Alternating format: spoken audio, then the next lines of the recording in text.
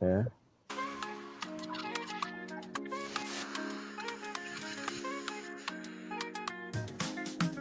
As the clock strikes 7, the vibes alive.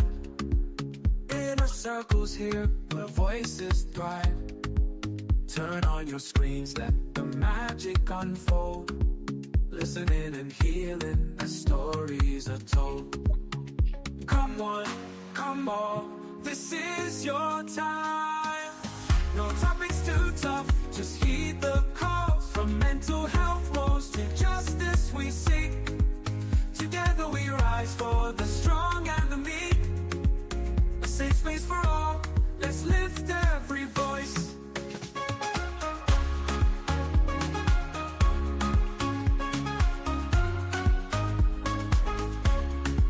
Inner Circle podcast where hearts unite.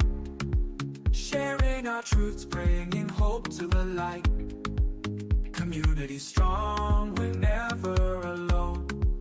Together as one, we've created a home. With laughter and love, we break down the walls. No topics too tough, just heed the calls. From mental health woes to justice we seek. Together we rise for the strong and the meek. A safe space for all, let's lift every voice. Hello, everyone. Good evening. Thank you so much for joining the Inner Cycle podcast. Today is Thursday, February 20th, and tonight we have a very great topic, the banks we deserve. I'm your host, Abe Kamara, and this is the Inner Cycle podcast where we bring you impactful episodes. As always, we bring you conversation that matters to our community.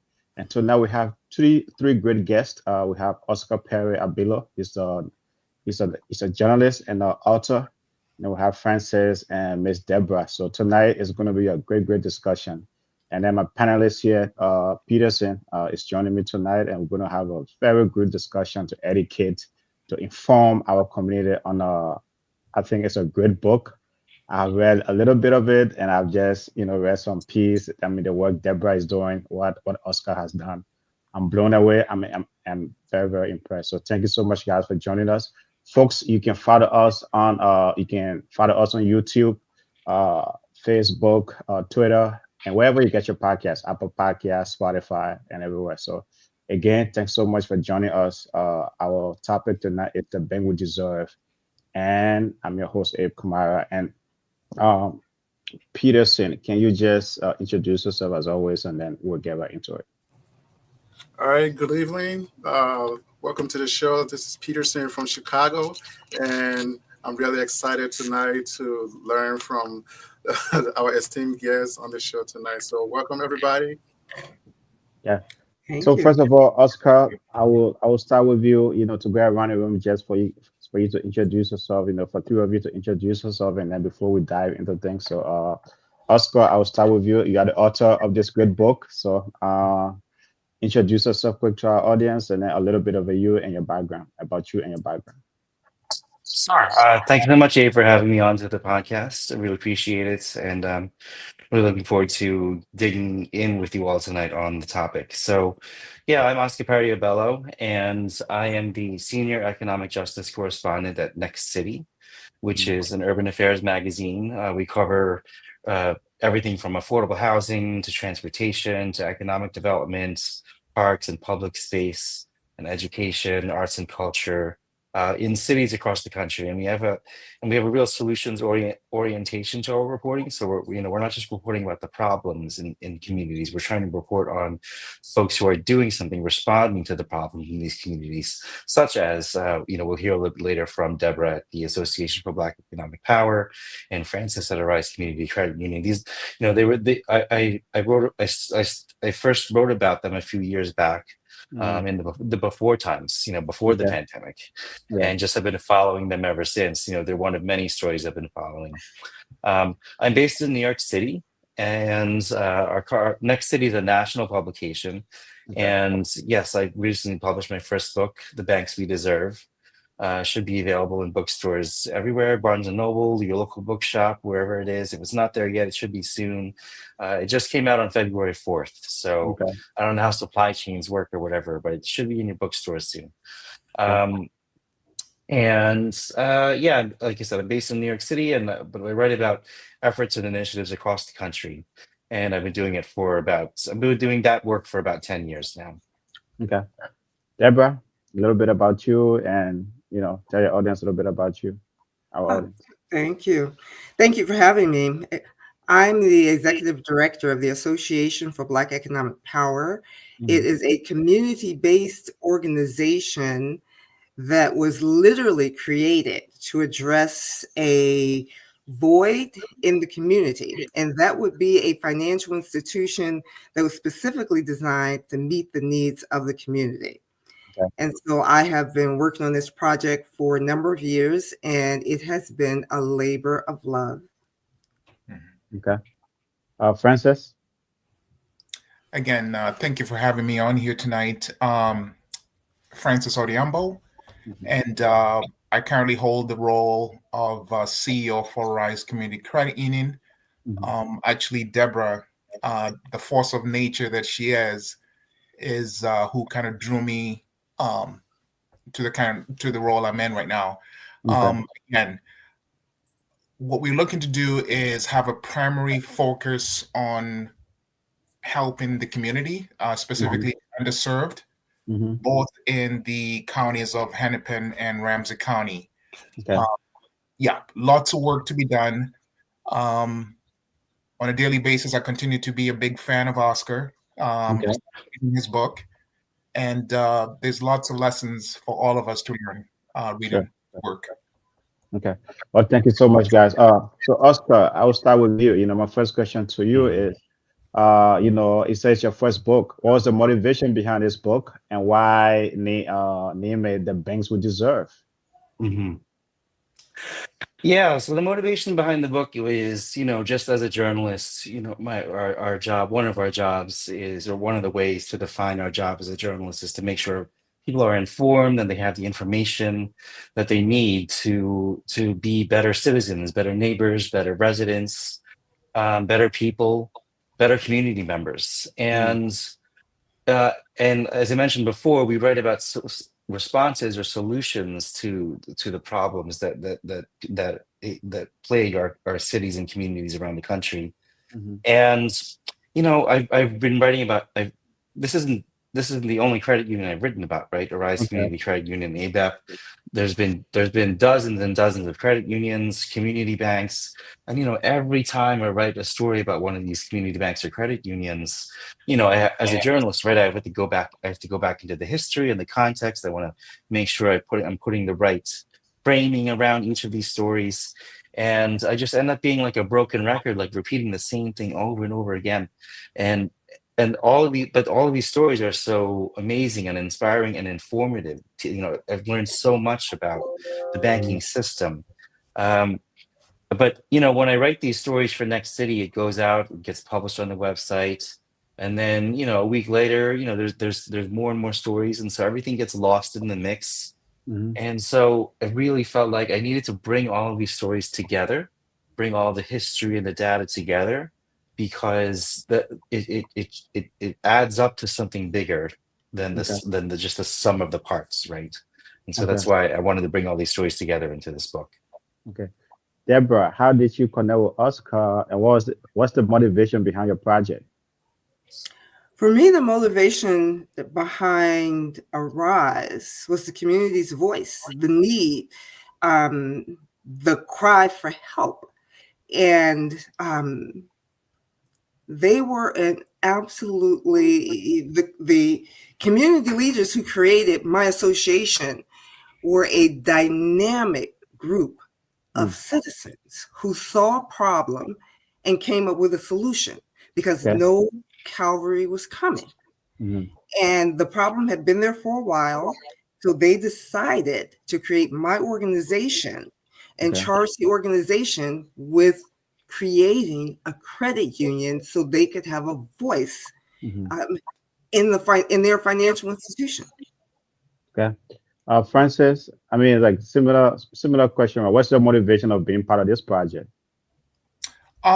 Like I said initially when we were introducing ourselves, Mm. and I'll say this to my grave. Deborah is behind a lot of the reason why I'm a part of this project. Again, we cross paths. She spoke to what ABAP and Arise were looking Okay. to unfold.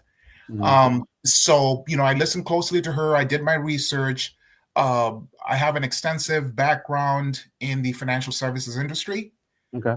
and what she shared with me spoke to my ears. I did my Mhm. research. Again, specifically in primarily in the area that Yeah. Arise was looking to do business in, Okay. and it was very obvious that your retail brand banks Mhm. had abandoned the Yeah. community. Okay. Just totally kind of picked up and moved their business elsewhere. So there's a need for it. Mhm. And if you double that up with the fact that also within that same geographical area, Mhm. there's a lot of predatory, what I call predatory lenders, Sure. you Sure. know, the payday lenders. Okay.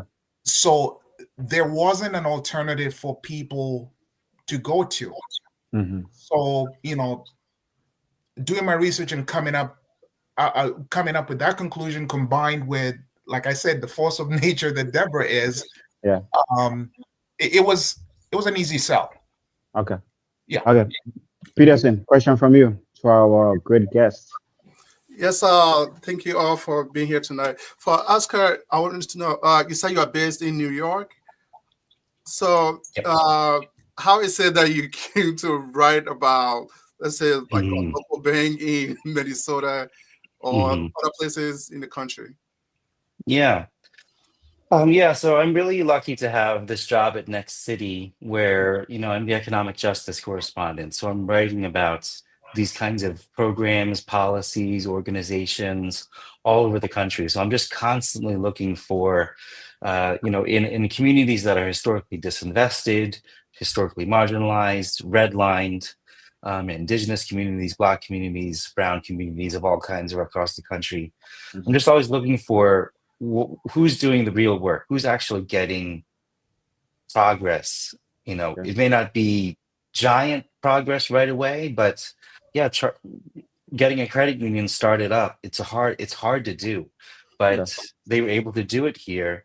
And that was just a story that, I needed to write. It was also because it's so rare, right? Yeah. This is the first Black credit union in Minnesota. Wow. Thank There's you. there there are I looked it up actually. There are um 172. Hold on a second. There are 86, sorry, Uh-huh. 86 credit unions in Minnesota.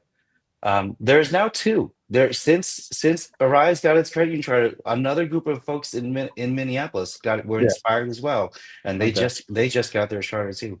So that's really what drew me to this story, and it's what drives me to all of the stories that I find, and this is definitely one of the most important and uh, impactful stories to follow throughout these years that I've been doing this work. Okay. Thank you so much. JKU Junior, thank you so much for joining us as a panelist. Welcome to the show. Any question to our great guest? I appreciate it, and I want to say sorry for jumping in late, and I missed the what I suppose were very appealing introductions. As you can see the names here. But Francis, this question is for you because I came on when you were talking. Deborah was talking too, but I caught on to something you said, of which I wanna kind of ask you to say more about that. You mentioned that the big banks left the community. So now, as a smaller credit union, what are you guys doing differently now for and with the community? Again, another great question. Here's we want to be very careful that we don't bite on more than we can chew. Okay. So the strategy that we are going to take, or the approach we're going to take, is to focus on what we believe we can be really good at. We want to start off by focusing on fiscal literacy, because one of the major downfalls, at least from my experience that I've seen and from some of the feedback we've gotten from the community, is there's lots of people who don't know how to start. So what we want to focus on is fiscal literacy, help and teach people how to decipher between what's good for them and what isn't good for them. Helping them figure out, hey, if I want to improve my my chances of being considered, quote unquote, a good credit risk, what do I need to do? These are things that a lot of people have never really sat down and taught folks. So we want to focus on that, just focus on the basics. And as we build a base that we can work off of, then we'll expand and maybe move into doing business in with different products and services. But again, from the get-go, the focus is going to be just your garden variety, deposit type accounts, loan accounts, and then eventually, here's another thing that I'll be remiss not to mention too. There is a lot of eyes on us. There's a lot of eyes on us. So we are really dedicated to making sure we do this right when we launch and open our doors, that we do that right. And we don't want to be in a situation where someone comes by and looks at the way we are set up and what our offerings are and says, you know what, this isn't for me. So, first impressions are everything. I'm sure you've heard that before. So we want to make sure when we launch and open our doors, we're thinking probably second or third week of June this year, that we are fully functional, ready to go. We've been working really hard with the staff, and we're excited. We're excited. Okay. I would like to chime in on that too. Go ahead. Yeah, go ahead. Go ahead. One of the things that the community wanted was a place where when they walk through the door, they felt welcome. So in the community that created this, there was literally a hostile working relationship with financial institutions, and they were being cherry-picked to the tune of 400% by the payday lenders. So Arise is designed to be a place where when people walk in the door, they feel welcome, and you know what that feeling feels like. And you also know what that feeling feels like when you walk through the door and you feel as if you're not supposed to be there or you're not wanted there. Well, this Arise will be the place where people feel like they belong and their voice matters. That is one of the things that will make the difference. Okay. Well, folks, tonight we are discussing the bank we deserve. We have three great guests here, providing some great information about this project, about the book. So you can call our number 817-600-1525, or you can put a comment or question in the chat. Oscar, you mentioned, like banks. I got a follow-up question. Oh, yeah. Go ahead. So, if for any of you, Deborah or Francis, most banks, the bigger banks, right? They're looking at your credit score, before they can give you a certain loan. Is this credit union going to be much more lenient, especially the community that they're going to be serving? Are you going to be much more lenient with credit score? Are you also going to be you're going to have a standard as well, compared to other big banks? I would say, and again, like I mentioned earlier, I have an extensive background in retail banking prior to my participation with Arise. The approach we are going to take, again, we want to be open to giving people opportunities. So if say someone walks into my office and during the loan review process, I can clearly tell that there's some ways we can be able to help the individual. That's what we're going to do. So it's not going to be, how can I help them be able to get a loan with us? It's how can I help them improve their credit overall that will actually positively impact them in any other line of business to do with any other um, um, financial company. So my thing is, hey, you come in, let's say, for example, you may have some um, a delinquent loan elsewhere. Yeah. My deal will be asking them questions. Okay, what's behind you being in that situation? What kind of maybe they're currently doing business with someone where the interest rate is overwhelming for them. Okay. Then where I step in is, hey, why don't we move that loan to Arise? Or I can refer them to another source of financing where they can get a better rate, have a lower payment, have a payment that they can sustain Sure. comfortably on a monthly basis. So it's fiscal education. How can I help them improve their credit rating? Okay. And Oscar speaks to this is how do we help people build generational wealth? Okay. It has to start somewhere. Okay. So it's teaching people how to save, teaching people the power of compounding interest. Mm. You know, Mhm. so the sooner we can get them started, the better off they'll be in the future. So that's what it's going to be all about. Okay. And I like Uh, to sum it up as yeah, not yeah, go ahead. saying no. You don't say no. You may have to say not right now. We need to Okay. take this journey to get to the yes. Okay. Okay. Oscar, you mentioned in your book that banks were one locally owned. I mean, it's like, what's the turning point, right? Like what Mhm. changed, right? Like now banks are like you have the Chase, Bank of America, Wells Fargo, US Bank, right? Like what changed Mhm. from that locally owned model to where we are today? Mhm. Yeah, good question. So, in 1985, Mm-hmm. there were 15,700 community banks across the country. And I'm not even talking about credit unions. The credit unions, there were also in 1985, there were about 15,000 credit unions.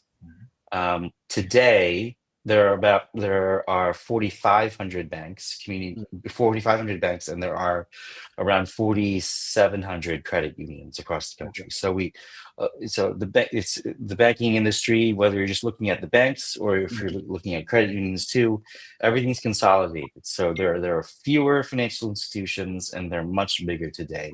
Mm-hmm. And the turning point was really in the 1980s. There were a series of financial crises Mm-hmm. similar to the one we had in 2008, 2009. And the regulators changed the rules in response to the crises, and the rules allowed for larger banks to start buying up all the little banks. Yeah. And so, I grew up in Philadelphia, and so we had Core States, which turned into First Union, which turned into Wachovia, which turned into Wells Fargo. Okay. And I know you must have those stories too in Twin Cities if you've been Yeah. around long enough. Yeah.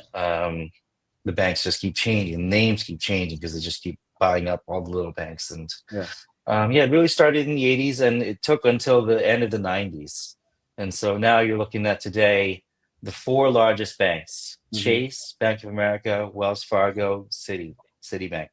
Those four banks have 50% of the banking industry. They have a 50% market share, the four of them together. Yeah. In 1985, those four banks only had a 6% market share. Wow. This is how dramatically the banking industry has just flipped over from being much more locally owned and controlled to what we have today. In 1985, out of the 15,700 community banks, those banks represented 40% market share. So in 1985, not that long ago, that's the year I was born, 1985. Not that long ago, the banking system was much more locally owned and locally controlled. It wasn't perfect, but it was much more locally oriented. And that's what I'm arguing for in this book, is to go back to that, but without the redlining, without the suburban sprawl that a lot of the banks financed. But Okay. we can talk more about that. Yeah. Okay, Oscar, Francis and Deborah, I think that is for you guys, right? All right. What products and services are you guys going to be offering that is different from what banks are offering right now? How is your product and services going to be different? if you don't mind, Deborah, I'll answer this. I don't know if it's so much what's going to be different about the products as it is what kind of service you're going to get. Is I think where we want to stand out is the service you'll get when you come to do business with us, and also again, it's not going to be black or white to what Deborah mentioned. There's going to be some gray there that we're going to factor in when we're making, say, lending decisions. We're going to be more empathetic to the people we do business with, and we're going to be looking for solutions. If we can help you, how do we get you to, again, borrowing Deborah's words, how do we get you to a yes? But like I said, starting off the ground, we're going to kind of stick to the basics, keep it simple. And again, primary focus is going to be on fiscal literacy. That's where it has to start. And that's unfortunately something that's, you'd think it's common, but it's not very common. And it always takes me back to, again, it's an African phrase that my mom taught me. The unique thing about credit unions, what differentiates us from your garden variety banks is, if you want to go fast, go alone. If you want to go far, go together. Okay. That really is very emblematic of the credit union movement. Okay. To Oscar's comment about how the banks have really dominated the financial world, specifically retail banking. Credit unions, we are not beholden to shareholders. That's one unique thing about credit unions. We're not beholden to shareholders, and that allows us a little more flexibility in some of the decisions we make. Okay. Yeah. Deborah, anything to add there? Yeah, that flexibility that Francis is mentioned translates traditionally into lower rates. And so when you are a banking institution, a bank, you have above the customer is a group of investors. Those investors have to get paid. And so a percentage of some of the interest that you pay goes to them in terms of profits. And so with credit unions, the relationship is totally different. The members are literally the owners. And the way the members get paid is through lower interest rates, because we're not paying someone at the top. We're factoring in a discount in rates to the members. Okay. So that is the primary difference between banks and credit unions, is that the members, you, me, or anyone else who's a member of that credit union is an owner. Okay. You have a voice, and you get discounts as a result. Okay. Peterson, question from you. Yes, this is probably more for Francis. With our background in retail banking, what challenges do you foresee for your project? I know you don't have a crystal ball to look into to say, yeah, this is going to happen or this, but with that background, I'm sure you've anticipated some of the challenges that other banks have faced and they probably didn't overcome and went under. So what challenges do you foresee and what are you doing to mitigate those challenges? Again, great question. I would say probably the greatest challenge has been it's very critical to have the right people in the right seats when you're trying to do what we're trying to do. Yeah. And having the right people is it's a very expensive, pricey endeavor. So I would say staffing has been a challenge because we've also chosen to be very selective with whom we're going to have on board with us. So that has probably been the greatest challenge. Now, one thing again, I will also mention, and this has been more of a surprise to me than anything, Okay. is uh, the local credit union community, excuse me, Uh-huh. has really partnered with Arise Uh-huh. and have been very, very generous in terms of support. And we're not just talking verbal support, hey, attaboy. No, I'm talking them putting their money where their mouth is. Offering training, offering our staff to shadow them and kind of learn the ropes, so to speak. Offering capital, non-member deposits in Arise. So again, like I said, there's a lot of eyes on us, and at the same time, there's lots of people who want to see us succeed, Okay. and some of whom you'd believe to be our competitors. And that has been a big surprise. And again, I think a lot of that has to do with the founders who started kind of this revolution, if you will. I think they lay a really good groundwork for us. But staffing, I would say, is probably the greatest challenge we've had. Okay. Yeah, KU Junior, question from you. Yeah, unmute. Okay. Myself. Yeah, I had to unmute myself. I got to find the button there. But yeah, Oscar, you're sitting there like, why am I here now? All the questions are going, somewhere else. So this one's for you, brother. I haven't read your book, right? It seems like a very, very good book. And for people like me who have not read your book, I just want to ask, who are the audience you're speaking to in that book? And also, what is your message? Thank you for the question, Yakoyu. And first of all, it's totally cool that Deborah and Francis are getting all the questions. I mean, y'all are out there in the Twin Cities. This is really important for folks to get the word out about the fact that there is this new option. And I just want to add, just to respond to the last question about financial products. One of the cool things about credit unions is, the members elect the board of the credit union. So like if you got a problem with big bank, Wells Fargo, Chase, whoever, if you got a problem with them, you can't run for their board. You don't have enough. You have to be a shareholder and then be a big shareholder that you can be on their board. You can't run for that big bank board. You can run for a credit union board. You can get elected and be on the board and help create some new products, bring some of that vision if you think you have something to offer. Okay. That's something you can do with a credit union. Okay, so the message in the audience. So let me address the audience question first. The audience, it's broad, right? Because I think what you'll see in the book is that there are, for each of these institutions, the community banks or the credit unions that I write about, some of them are established and older. Some of one was founded in 1960, a Hispanic-owned bank in the South Bronx. One is another credit union founded in Brooklyn in 2001, excuse me, right after 9/11.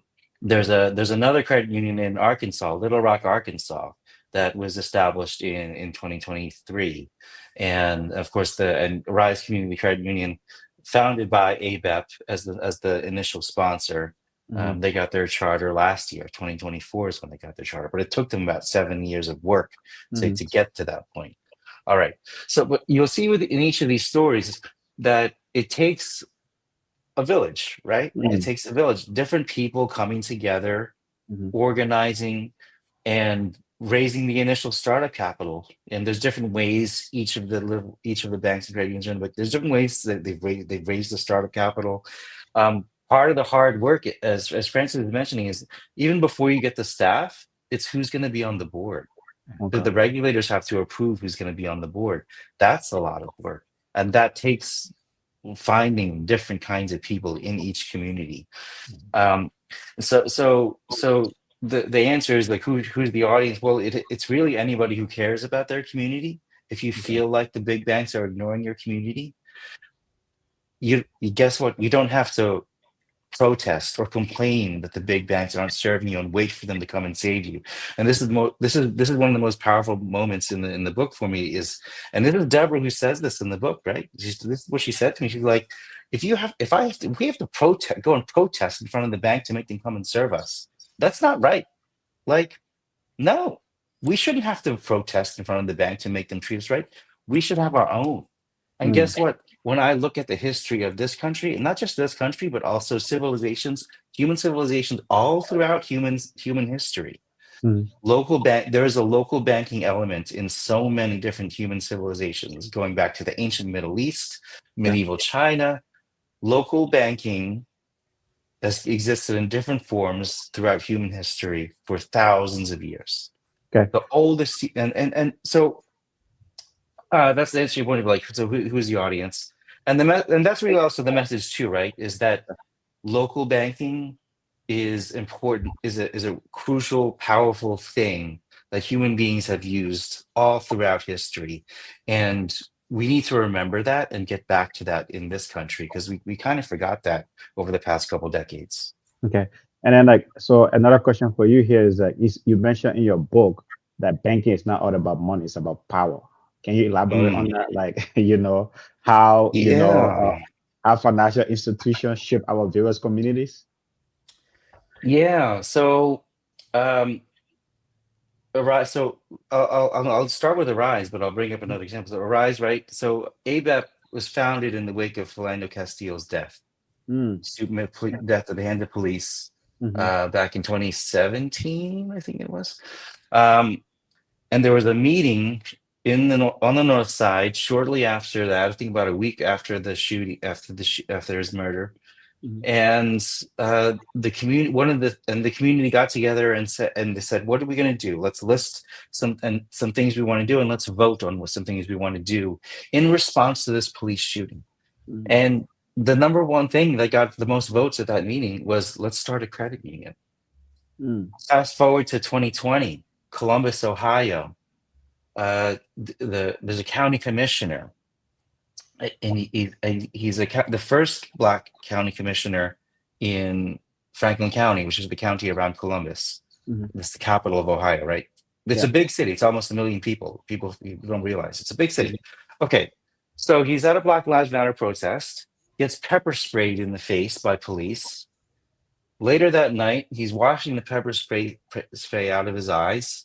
And he's talking to one of his best friends on the phone about the situation, and afterward he hangs up the phone and he Googles for the first time, how do you start a bank? Whoa. Right? Because economic power and economic democracy starts at the local level. The more democratic and more distributed the economic power is, the more distributed the political power becomes, because each community, if it can, once it has that a little bit of that power, it doesn't, Arise isn't going to be able to meet every credit need on the north side or across Franklin, Hennepin, and Ramsey counties. It's not being able to meet every credit need in every Black and brown neighborhood, but to have that little bit of economic power embedded in the community, guess what? This is in part why democracy seems to work for everyone else, right? Because you think about this, right? There's 4,500 banks out there. 90% of them are community banks. So about 4,100 banks are community banks dedicated to local lending, relationship-based lending, trust-based lending. 4,100 community banks are out there doing the kind of lending that Francis is talking about, where it's like, we'll look past your credit score. We can understand and see, why your credit score might be a certain way, even though you pay your rent every month, you pay your car bill, payment every month, you pay your cell phone bill every month. You can look past that if you're a community bank or a credit union. That's the flexibility that exists. There are 4,100 community banks out there. Only 120 are led or control or owned by communities of color. Only 120. So there are literally 4,000 community banks still, even after all these decades of consolidation, even after all the community banks we've lost, there are still literally thousands of Yeah. community banks serving white communities. Okay. And what do you think that does for their political clout? Mm. You think it helps them? You think A it would lot. help the rest of us? Yeah. What do Yeah. you think? Yeah. So that's where the power is, and it's not everything, but man, it is so important and underappreciated, and that's where I talk about it in the book. Okay. I think Francis and Deborah, this is for you guys, right? Considering the systemic inequality that banking has contributed to in these parts, right? I mean, he's talking about the minority community here. How will your version of banking address this gap? Francis, Deborah, either of you can take that. For me, the gap, Francis, if you don't mind, for me, the gap comes in with first understanding that and understanding your power. Right now, there's this move going on to not purchase on February 28th for a reason. It's because the dollar has, your purchase power has so much power.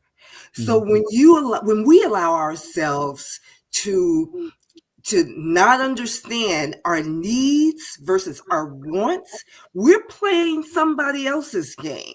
The advertisers, other entities are putting things in front of you, so you want them and you release your dollars, you release your power. And so one of the first things we have to do to address that gap is stop playing that game. You don't need all the stuff. And so if you want to address some of the inequities in society, you need to hold on to as much of your power, your dollar, as you possibly can. And when you give it away, be intentional about it. Be intentional about how you're spending your money, how you're spending your time. Okay. And to me, that's the first step. Okay. Okay. Francis, anything to add there? Every time I listen to her, she gets me all the time. Okay. So sorry about that. I love No, you're good. You're good. And Oscar's mentioned this, Deborah's mentioned this. The disparities are so huge. But again, I'll always go back to the basics. No one's ever sat down and taught and walked people through the process and the systems. So again, just going back and learning and helping people learn to close these gaps is, okay, you're walking into a bank. How do I best present myself to be able to get the best possible rate? It's, every lender will look at what they call the FICO score, your credit score. So there's ways, I don't know if this is the right word to use. There's ways you can game the FICO score. Yeah. Little things you can do to raise your FICO score. So it's helping people, number one, understand what it is, and number two, how to make it work in your best interest. Okay. So that wherever you walk in, you have the best possible credit rating and you get the best rates. You pay a low amount of interest. You keep more of your money. To Deborah's point about saving, you end up keeping more of your money, and hopefully you invest that. And something I mentioned real early on this call is you get the opportunity to learn what compounding interest is and kind of what possible impact that could have in generating wealth, not just for yourself, but hopefully the next generation. Okay. Well, folks, so now we are discussing the bank we deserve. We have three great guests here, Francis, Oscar, and Miss Deborah, providing us some great information, about our project and the book that Oscar wrote. Peterson, any question for me? First of all, you can call our number 817-600-1525, or you can put a comment or question in the chat. Peterson, question for me? Yes, for Oscar, through the process of writing your book and also your career experience, with all these mega bank takeovers, what's to say that if we go back to the traditional way of banking, like community banks, that they won't start to like take over each other, basically? Yeah, it's a tough question, and it's really up to each community, right? But the fact is, for a lot of community banks and credit unions, they stick around because they know that if they sell out, literally sell out to the big banks, there won't be anyone left to serve this community. Like this bank I talk about in the book, Ponce Bank. It's a Hispanic owned bank based in the Bronx. It serves all of New York City, but they're based in the Bronx. They were founded in 1960, by some Latino, Puerto Rican, other Latino businessmen in the South Bronx who were being redlined by the big banks and other banks. And no one wanted to, the Bronx was on fire, right? Like this was sort of that time, right? Everyone talks about.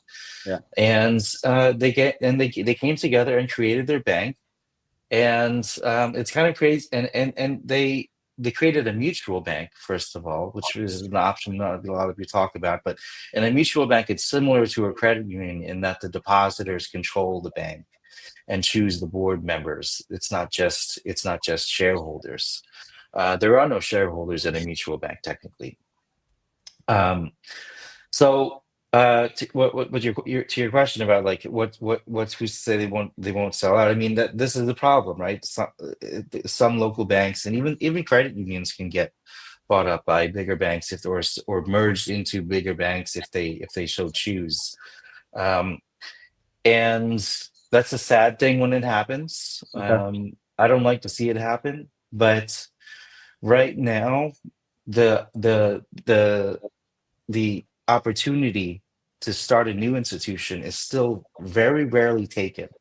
Let me give you a number for credit unions, since we have a credit union in the room. In 1969, there were 705 new credit unions across the entire country created. 705. Yeah. That was typical. In 1966 there were 701. In 1960, there were 685 new credit unions across the entire country. In 2022, there were 4 new credit unions, just 4. Is it because though the barrier of entry is it very hard, right, to establish these kind of institutions? The barrier of Yes, entry in is very part. difficult? Okay. That's part of it. The barrier to entry has been hard. I think Arise is also very important in that it shows. Deborah mentioned. I think Francis actually mentioned the other credit unions in Minnesota actually helped raise the startup capital for this credit union. That's kind of new. That's never. If you talk to the Minnesota Credit Union Network, that's the first time they did that kind of thing. Yeah. So the bar is higher, and maybe it could be a little bit lower, but also y'all figured out something in Minnesota that other states want to figure this out. Like, well, we should be able to do this together as credit unions to support a community that doesn't have one yet, but wants one, deserves one. Okay. That's a new thing. So it's true that institutions can sell out. Okay. We see it happening all the time, but it doesn't mean there isn't an opportunity for the communities that don't have a bank or a credit union to start their own. Okay. And they do have staying power. I mean, some of these community banks that are still around have been around for 150, 160 years. I'm talking about like banks that have been around since 1830, 1820, only serving white communities. Because remember when they were founded in 1820, they were only serving white communities then, and for better or worse, they're only serving white communities now. Okay. But it doesn't mean everyone else shouldn't have the same opportunity. Okay. YKU, question from you. Yeah. So, what partnership do you guys plan to have within the community with other organizations or other banks or financial institutions? Francis, Deborah. Sure, I can start us off on this one. And if you don't mind, before I start out, I would like to add also onto what Oscar said. I think another important ingredient as to why we are where we are right now is the fact that the regulators, when Abe, when you spoke about barriers to entry, Yeah, yeah. The regulators have actually worked really well with us too, and I say that in the sense that uh, this is also the first time that, say, the state of Minnesota, the state regulators, came up with this concept of issuing a provisional charter, Mm. To credit unions. So it's almost like they're giving us, we on training wheels right now. Okay. And we have what we call contact exams with them, where they stop by and visit with us, say every quarter, to see, hey, where are you at now in the process of being a successful enterprise. Yeah. So they too have been very critical to where we find ourselves. So they've also played a role to kind of somewhat lower some of those barriers to entry. Yeah. While not sacrificing the feasibility and kind of let it and not making sure that we're still in compliance. So they too have played a role in where we are now. To Oscar's point, I don't know how other states do it, but the state regulators we've worked with in Minnesota have been very fair, and have provided us a lot of direction as to kind of the best way moving forward. Okay. I think before you answer the next question, right, I think Deborah want to add something. Right. I need to point of clarification. Arise does not have a provisional charter. It has a charter. And but the provisional charter does give some credit. The credit unions that get a provisional charter do get sort of a leg up, which means that you're headed in the right direction. You don't have a charter. It's almost like a what do you call it? A permit to drive, but it's not a license. It's a permit to drive, and they are different. And so Arise has a charter. Okay, Francis, go ahead then. Go ahead. So the regulators are aware of the fact that something needs to be done as regards to those barriers to entry. So they play a role in that too. Now, I'm so sorry, I forgot the question. The question was partnership with organizations. Got it. Yeah, you're absolutely right. Again, like I mentioned earlier, to get to where we are right now, there's lots of people who have contributed to where we are, be it in the form of capital, be it contributed capital, be it in the form of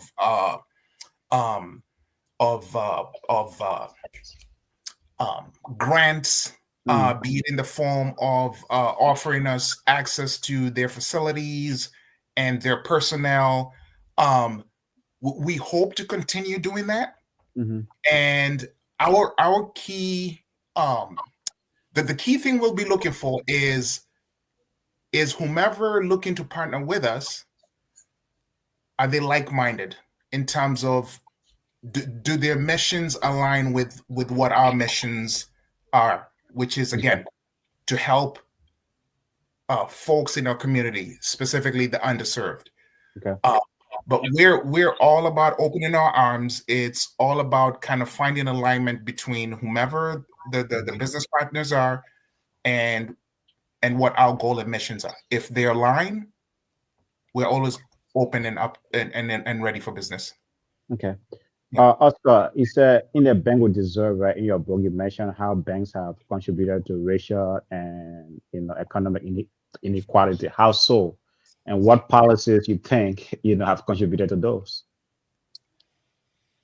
Yeah, good question. The redlining, right, is the umbrella phrase that we talk about, right? So the redlining was what is redlining? For the sake of our audience, what is redlining? In the 1930s, the federal government created a number of programs: mortgage insurance, subsidies for homeowners, basically to get a mortgage that was affordable. And the federal government provided the mortgage insurance. It helped bring the rates down. It helped bring the down payment amounts down.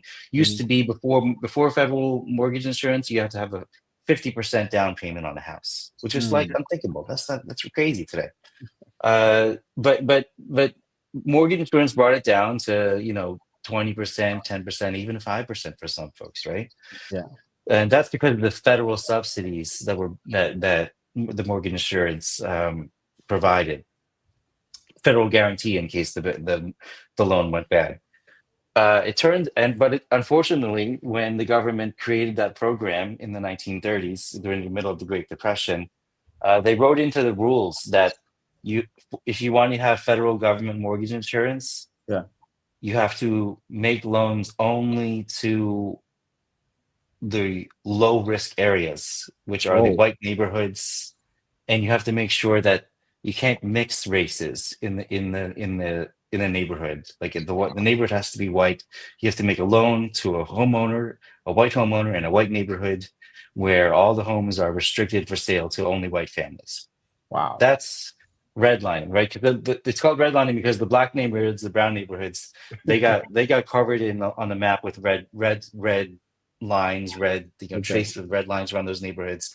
So the black and brown neighborhoods were red lines, and the banks were told, do not make loans. We will not guarantee. The federal government will not guarantee loans in these neighborhoods. Now the banks, if you look deeper into the history, it's the banks and the insurance industry were actually the ones who wrote the rules. So I mean, the banks were basically writing the rules for themselves. The banks didn't want to make loans to the black and brown neighborhoods, so they wrote the federal rules for the mortgage insurance to say, do not make loans in the black and brown neighborhoods. Yeah. And that's redlining, right? And these community banks that I talk about, right? The 15,700 community banks that still existed in 1985. Pretty much all of them, obviously, except for the small number of black and brown owned banks at the time. Pretty much all of them were redlined back then, and even today they're still redlining. Even today the white owned community banks are the least likely to lend to communities of color. Wow. Because they just don't know. They don't know the people. They don't know the neighborhoods. They don't have the relationships to the folks in the black and brown neighborhoods. So they're still redlined today. Okay. And that was the redlining and segregation was the policy that the banking and the real estate industries wanted to enforce. They wrote it into the federal laws and regulations around home mortgages. And then for the next, from the 1930s to the 1970s, it was the law. Like that was how the banking system, the banks were told, the banks wrote the laws to say, only make the loans to the white folks in the white neighborhoods. In the 1970s, it started to become outlawed, but there were still ways, of course, we can see today in the data that there are still ways that community banks can redline. So which is why I talk so much in the book about the need to shift the ownership, right? We can't have a country. This country is going to be a majority people of color, in 20 or 30 years. We can't be this country where 90% of the banks are owned and controlled by white communities, and only 120 banks are owned by and controlled by communities of color. That's not a functioning banking system. That's a banking system that's completely disconnected from who we are. But do not think that it's going to be the big banks that are going to come in and fill that gap. Okay. They've never filled that gap. They're not going to fill that gap. We've got to have more institutions like Arise popping up in these neighborhoods all over the place. And that's what I'm hoping the book will inspire more folks to do. Okay. Peterson, question from you.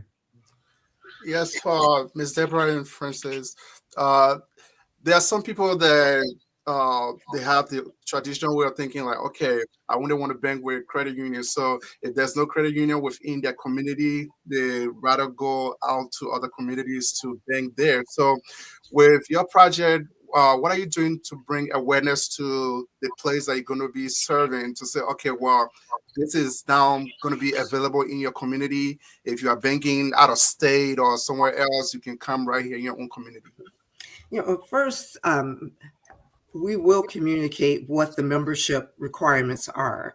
So anyone who lives, works, goes to school, or worships in Hennepin or Ramsey County, or is related to anyone who lives, works, goes to church, goes to school in those counties, can be a member.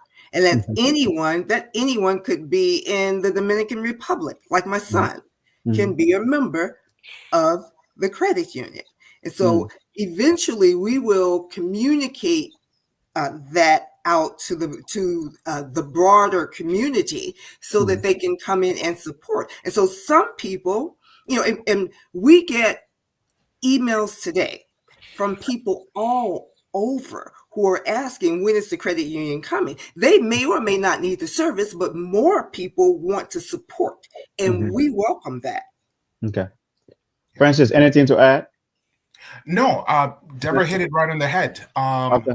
Now we're going to use your Garden Variety channels to let people know about who we are, what we're offering.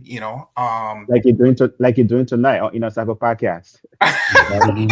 Yeah, this is a fantastic channel for us to kind of get the word out there. We want people to read Oscar's book. That will also bring some light to what it is we're doing here in the Twin Cities. Sure.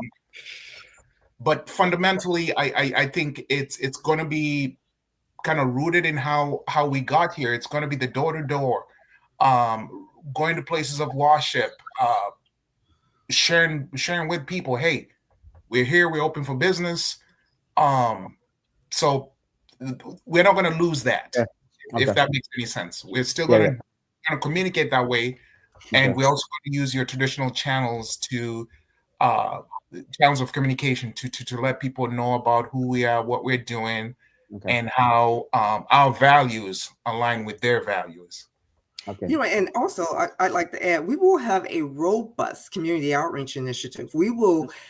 There are a ton of community events. We'll be present. We've been present in the to promote this as we were formulating it, and now that it's happening, we will continue to maintain that presence at churches. You can't get anything done in North Minneapolis unless you hit the churches. You gotta bring them along with you, and a ton of community organizations. And so yes, we will be out there. If people are there, we will be there.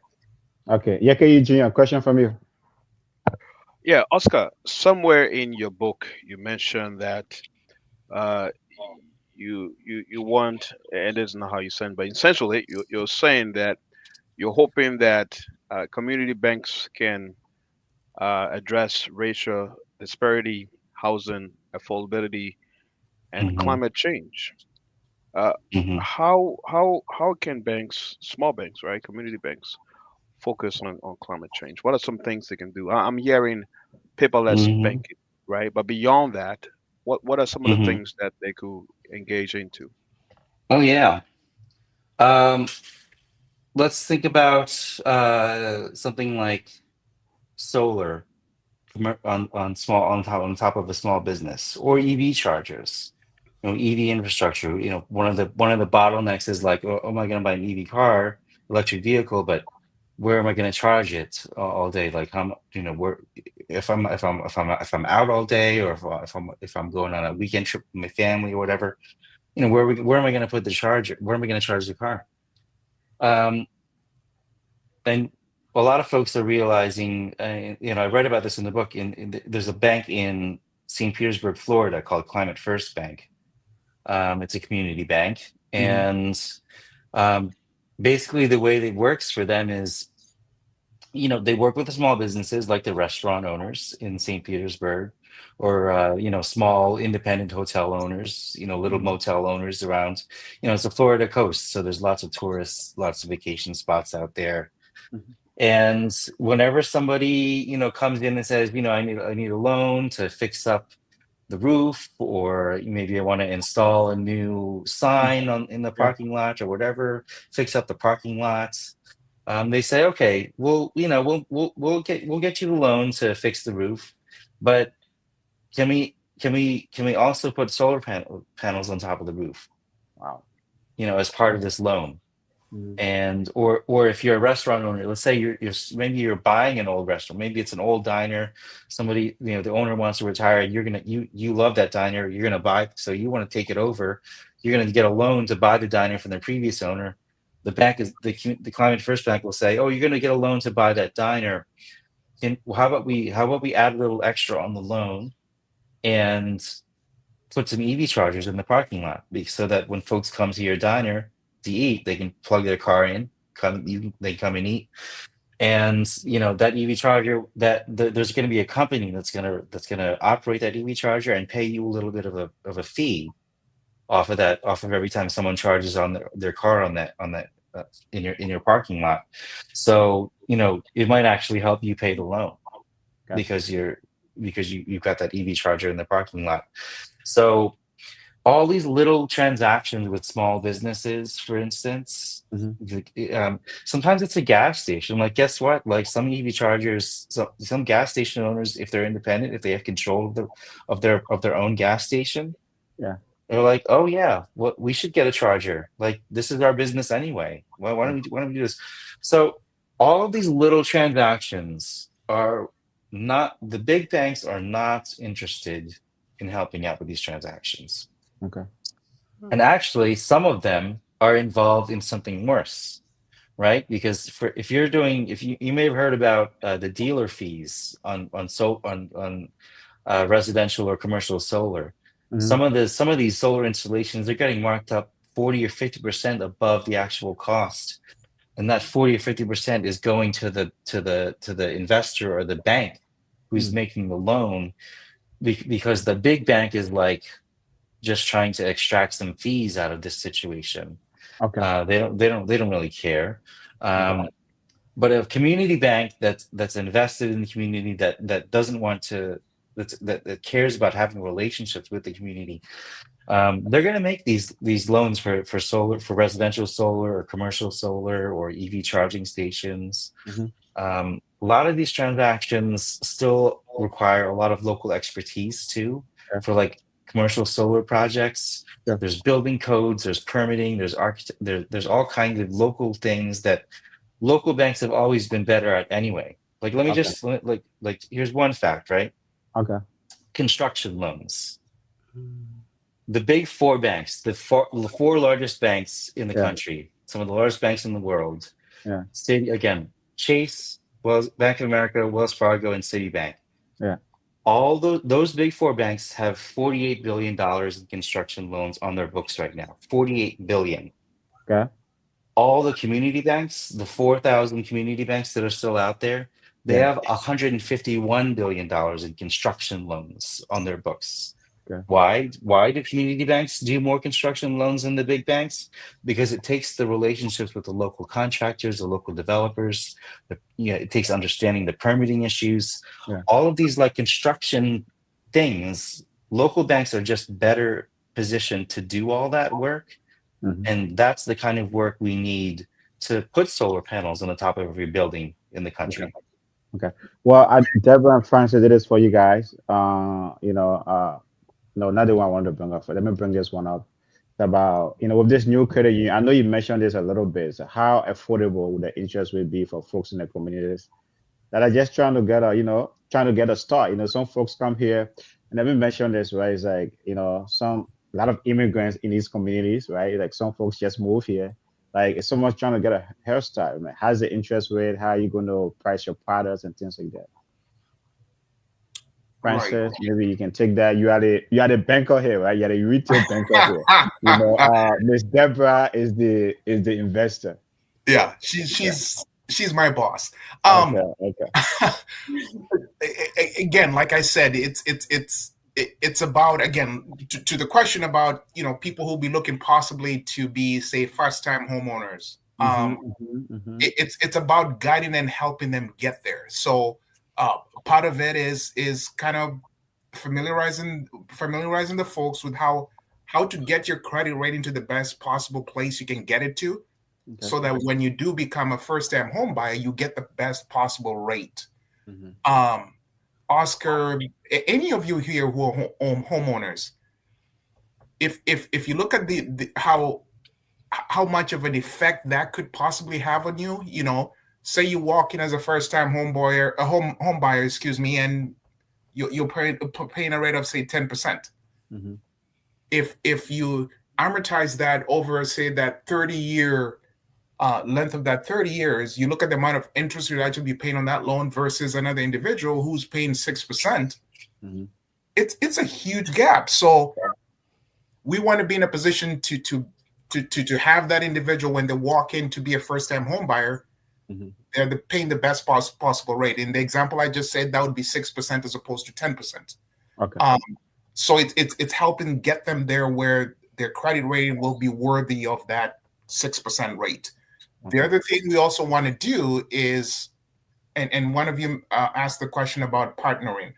We also want to be a referral source. We want to do business with people who have alike goals and purposes as we do.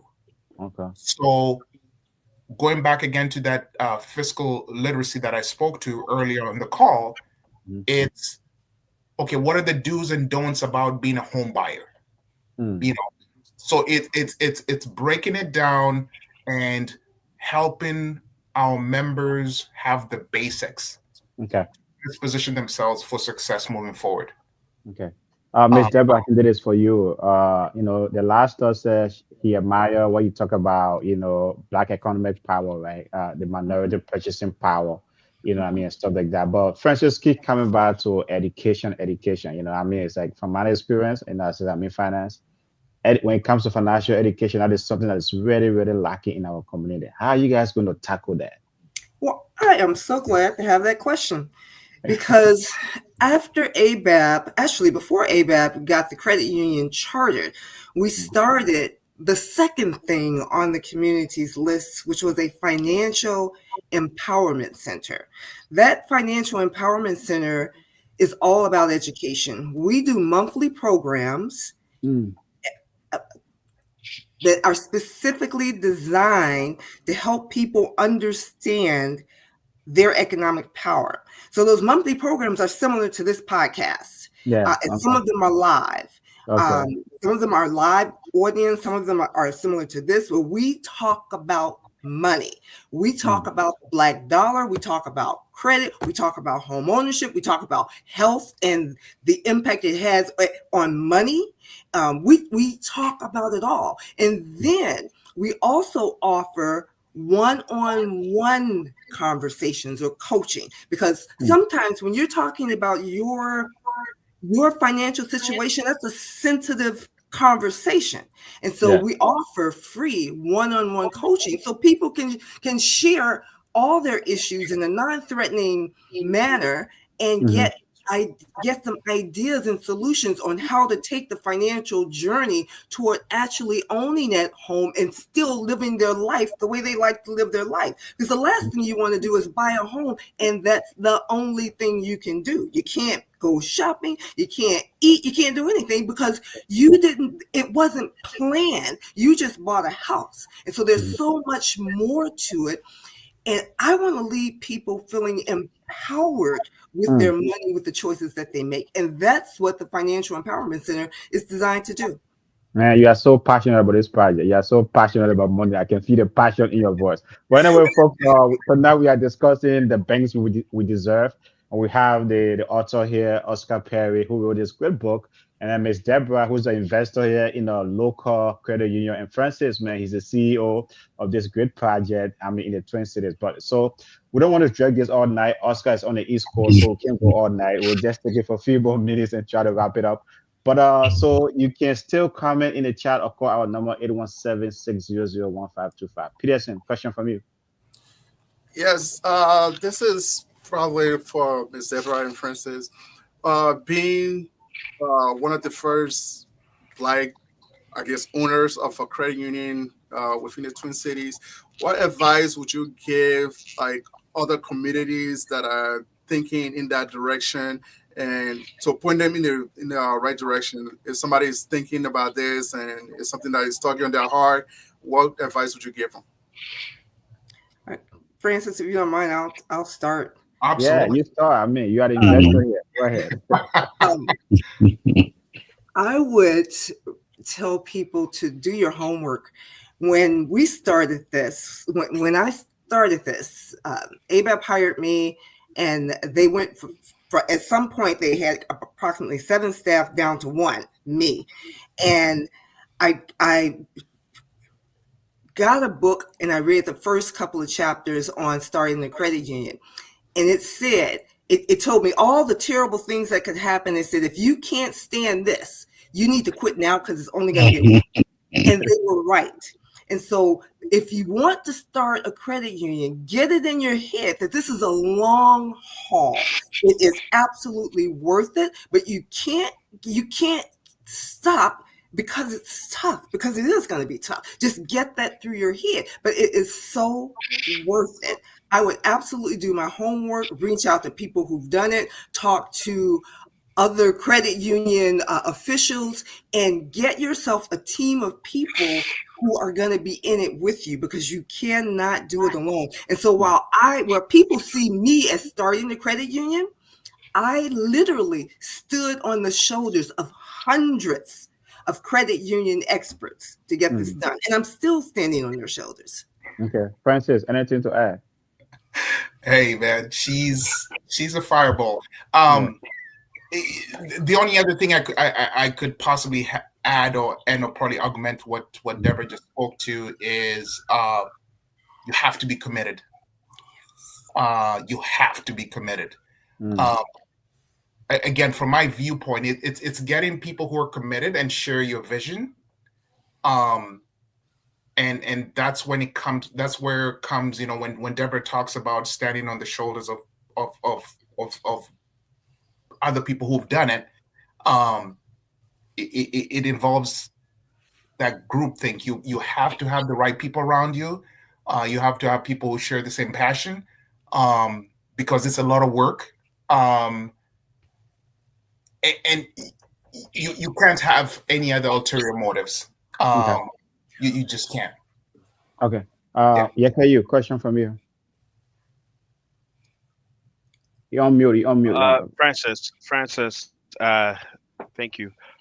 You mentioned that, when you were referencing partnering with other organizations, you share that you will partner with, businesses and organizations that are like-minded.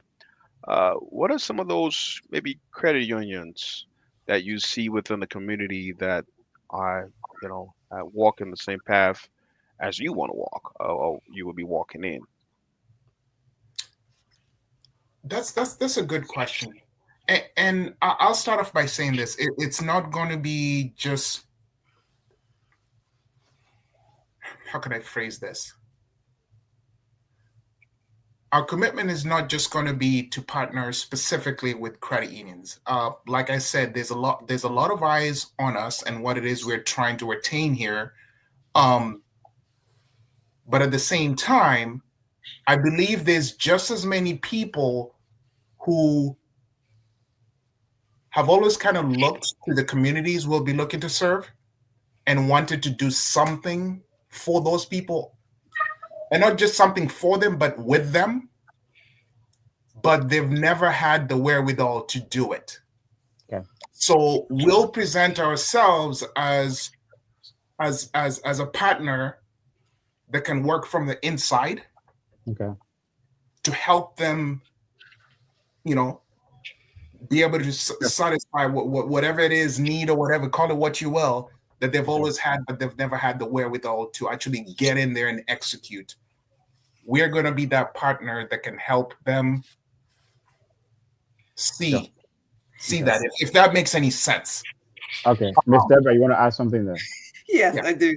At the risk of never being invited again. No, you're good. You're good. You're good. You know, as a matter of fact, we'll bring you and Oscar back on here. I want to hear more about it. Thank you. I wanted to add to what Francis was saying, that partnership. So credit unions are cooperative, and so they there's a common bond.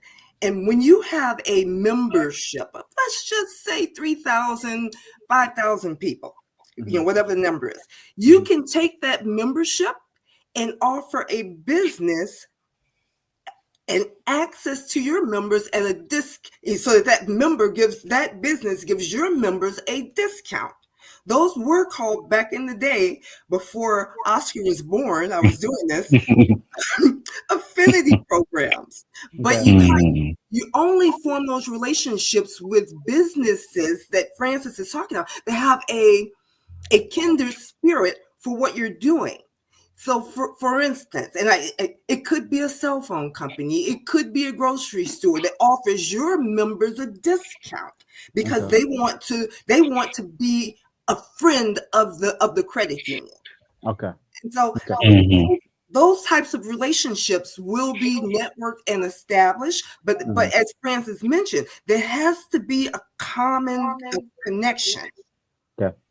Well, folks, we'll just take it for the next 10 minutes. As I said, Francis, Oscar is on the East Coast. We don't want to keep him up all night and stuff like that. So we'll just drop this. I can talk about this. I can talk about this But stuff in all that, night. It's but in fine. that 10 minutes, no. We will make sure. Maybe we'll bring it up for Yeah. round two. Round two. You know, All right. we'll do a second one, a second show because this is a good book. You know, this is a great book. This is a good project. Miss Deborah is Thank you. working on, and Francis, you guys are doing here. But Oscar, though, for someone who have read your book, you know, is that what action can they take? I'm not talking about trying to establish a credit union, but what action can they take, right? Impactful action. What can they do right now to support their local banks, their local community bank? What can they do right now? Well, you know, there's the simple action of, you know, moving some of your savings over to a local bank or a local credit union. You know, these community banks and credit unions, you know, for the typical person or even a business, they have this. Most of the products are similar to the big banks in terms of like certificates of deposit, savings accounts, high yield savings account, maybe. Sometimes you get a better rate at on a savings account at a credit union than a bank because of what Deborah said earlier, right? The bank has got to pay shareholders some dividends. Credit unions, the depositors are the shareholders, so there's the dividends go into the higher rates for the savings accounts at a credit union. And again, remember, if you're mad about the rates at your credit union, you can run for the board, and you can start a discussion with the members. Hey, why don't we raise the rates a little bit on our savings accounts? Okay, so that those are the simple things. Okay. And there are some other actions you could take, for instance, by talking more with your local elected officials about the importance of community banks and credit unions, Okay. and getting them to talk with those institutions about what do they want. Okay. You know, there are some credit unions and banks around the country that have some interesting ideas. For instance, in North Dakota, all the community banks and credit unions in North Dakota, they partner with the state-owned bank, the Bank of North Dakota. So this has been around for 100 years. It's been around since 1919.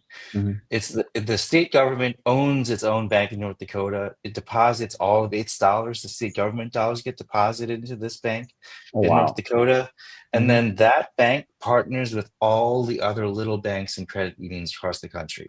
Wow. I mean, sorry, across North Dakota, not across the country, across North Dakota. Yeah. So that you know, like Francis was saying, it's all about partnerships. You need partners that have like-minded values and have the same mission. Well, guess what? In North Dakota, every little community bank and credit union can depend on the state-owned Bank of North Dakota to be that partner. To say, you know, if there's a disaster, or if there's a small business product that they want to develop, or some other need, whatever it is, it's really crazy. It's right over the border, right? You can drive over to Fargo and talk to the community banks over there about, and they'll tell you everything you need to know about what is it like to have a state-owned bank in North Dakota, and how does it help them. It helps those little community banks a lot as being that partner to go along with them. It blows my. I wrote it. It's in the book too. Like, this is part of the book, is like solutions, ideas, policy ideas that could help community banks and credit unions. So that's why I talk about the Bank of North Dakota in the book. And to get that in some other states or cities, you could have a city-owned bank that does the same thing. And there are some community banks and credit unions across the country that you know, they see what's happening in North Dakota, and they want that in their state or in their city. You know, those other community banks and credit unions, and you know, some of them are in Rochester, New York, some of them are in San Francisco, Los Angeles, Boston. You know, they want that same kind of partner they can depend on. That they have in North Dakota. It's really Okay. unique in North Dakota. I recommend driving over and talk to the banks over there about what they Okay. have. Okay, Yeah. Peterson, last question from you. I should try to wrap this up. Last question from you for any of the guests. For any of All the right. guests. Thank you all so much for this very interesting discussion tonight. One question I had, and I guess is for all of you, with all the advantages of having a community bank or the credit union, is it like a marketing thing that made the big banks to come in, like push these community banks out of the way? What was the main cause? I can take this one. I mean, they have marketing power, right? The big banks they can spend a lot on commercials. We see the commercials for Chase and Capital One and all that. But what was the motivation? The motivation is banking is very powerful and it can be very profitable. It's very profitable to be able to to have deposits on your balance sheet. It's very profitable because for a lot of deposits in a checking account, you don't get an interest rate on your check for a lot of checking accounts. So that those deposits just sit there and allows the big banks to make loans to fossil fuel companies, to private equity firms. You're in the Twin Cities. You heard about private equity firms going around buying up all of the single family homes in the Twin Cities, right? Yeah. When the private equity firm buys those homes, they're not, they get one giant loan from a bank and buy all the homes, flip them, they repay the bank loan, and they take the profits for themselves from flipping those homes, right? Or renting the homes, maybe, right? Those big banks are using those deposits with paying zero interest rate on those checking accounts. Yeah. And they're doing all these crazy things with private equity and other kind of predatory vehicles, fossil fuels in particular, right? Yeah. So that's the motivation, right, for the big banks to to buy up all the little banks, was to buy up all the deposit accounts, have it sit on their balance sheet to let them do these things that are harming our communities and harming the planet. That's the motivation. Okay. And yeah. Oh yeah, go ahead, Yeah. Francis. Sorry to interrupt your train of thought, Abe. No, you're good. The other thing, in the discussion we've had today, we'd be remiss not to mention the fact, bring up the fact about fees. Yeah. Fees are a huge part of this. So let's not just focus, or I would like people not to just focus on the interest rate, because that's what we've spoken a lot to today. But the fees, those are killers. And to augment the answer that Oscar also gave is, in the economic world, we'll call it economies of scale. That's what drives all of this. Okay. So the bigger piece of the pie you have, the lower your expenses are going to be, and the more money you're going to make. So that also drives a lot of this. Okay. Yeke, last question from you to our great guests. The last question to any of them. You unmute, sir. You unmute. I'm not sure if Oscar addressed this question, but your book has a hard copy. Does it also have an audio version of it? Oh, not yet, unfortunately. It has a Kindle. It has a Kindle version or the Barnes and Noble e-reader version so far, but the audiobook will be coming out a little bit later this year, hopefully. Okay. Okay. Got it. That's it. That's it from you. Yeah, that's it. Okay. So as we wrap this up, right, Oscar, great book. Miss Deborah, what is it? Let me go around the room, each of you. Right? What message, you as an investor starting Arise and your organization, ABEP, what message, you want to send to folks out there who are, looking at your project, want to either support your project or any other project like this? I mean, what message do you have for them, for the community, especially for our community? Because you guys have talked a lot about financial literacy. I think that is something that's very, very lacking. What message you want to leave with our audience tonight? I would like to leave a message that I share with often with young people, and my family would say, if there's one thing Deborah says, she says this: you cannot get a refund on time. Oh, Take your time and spend it where your heart is, mm, and invest in things you love. Your money is a representation of time. It took time to get that money. So mhm. think about how you spend your money, because it's your power and it represents your time, and you just can't get a refund. Yeah, So please uh, think yeah, about what you're doing and why you do it. yeah. Francis, as a CEO of this new project, it's like as you guys about to launch here, what it is can a community look forward to? What would Arise do to make sure, right, build that black wealth for the community? And what message you want to leave with the audience tonight as you get on this great journey? Sure. Before I answer that question real quick, I wish I could get what Deborah just spoke to about refund.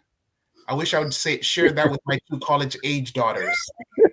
They've been on my payroll, and I can't wait to get them off my payroll. Oh man, every parent would wish that, So now, in response to your question, it's I want people to give us a look, give us a chance, look at what our offerings are, and just give us a chance. We do not want people to dismiss us. We've put a lot of work into this. There's a lot of equity that's been put here. And again, there's lots of eyes on us, and there's lots of people with a lot of goodwill. And all we're looking for is an opportunity. Yeah. Take a look at Oscar? our. Yeah, no, finish your talk. Go ahead. Francis, finish your talk. No. Yeah. That's good enough. I just want an opportunity for people to see what we can do, what our value proposition is. Sure. Oscar, it's a good book. You are giving up a roadmap, for a better financial future. But what gives you hope that this can work? What gives you hope that this model of a community bank, right? It's like you measure the folks in banks. What gives you hopes, and what message you want to leave with the folks tonight? That this model can work and that you support it. Sure. Yeah. First of all, thank you, Abe, for having all of us on the podcast. The book is called The Banks We Deserve. It's available on Barnes and Noble, Amazon, wherever you get your local books.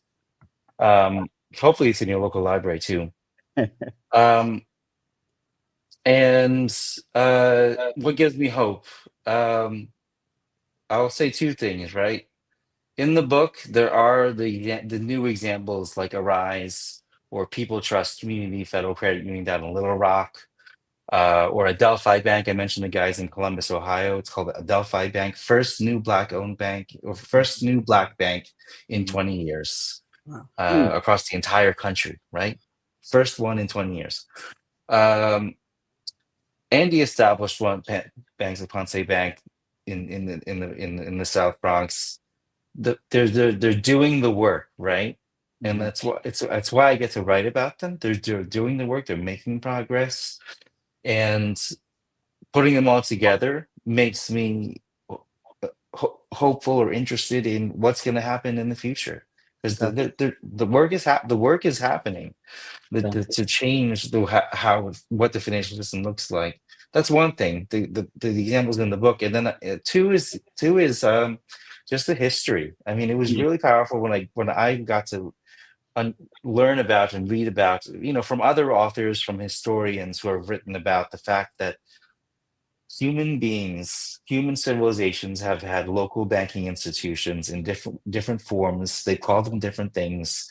We've had this going on for thousands of years. Yeah. This is not just like the American story. This is not just the European whatever colonizer story. No, this is a human story. It's universal. It goes back across so many civilizations for thousands of years. And so it gives me hope that, like, even if, worst case scenario, and it looks like we're getting to some kind of worst case scenario in this country right now, Worst case scenario, if everything burns down, and we may have to burn everything down, No. the stories, the idea of you having local banking institutions to rebuild Yeah. society, Yeah. that is still something that matters. That's something that we need to. I want us to remember and Okay. take. I want everyone to take some hope from that. Okay. That this is all. This has been the way for thousands of years. Okay. What Deborah and Francis are doing, human beings have done this in communities for thousands of years. Okay. And we can keep doing it. Okay. Well, folks, thank you so much. Thank you so much, Oscar. Thank you so much, Francis. And thank you so much, Miss Deborah, for accepting our invitation. And Miss Deborah and Francis, right, we're going to bring you guys back on here for another edition, right? Because a lot of people really want to learn about Iraq. So thank you so much, guys. And you guys have a good night and talk to you another time. Thank you. Thanks, Abe. Thanks, Oscar. Thanks. For your time.